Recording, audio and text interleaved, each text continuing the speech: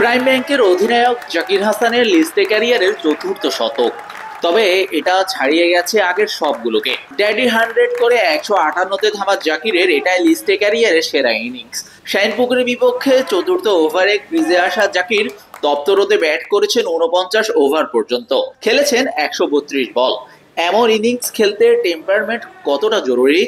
আমার কাছে মনে হয় যত খেলবো ততই তো এক্সপিরিয়েন্স গেদার হয়, বা তত বেশি উইকেট চেনা যায়, তো তত বেশি সিচুয়েশন চেনা যায়। তো হতে পারে, but at the same time আমার কাছে মনে হয় প্রত্যেকদিন ভালো ব্যাটিং করাটা ইম্পর্টেন্ট।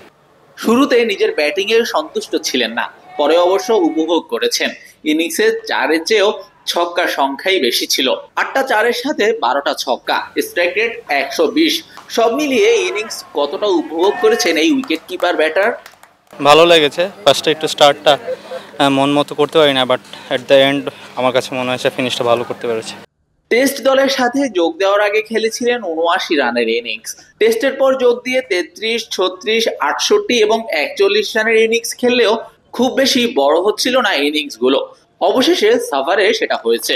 10 ম্যাচ খেলে 51.5 গড় আর প্রায় 100 স্ট্রাইক রেটে 464 রান করে জাকির আছেন টপ স্কোরারের লিস্টে 9। অনুমান করে বলা যেতেই পারে পুরো আসর খেললে নিঃসন্দেহে নামটা থাকতে পারত টপ 4 কিংবা 5-এ। শাহরিয়ার শাওন, স্পোর্টস বাংলা।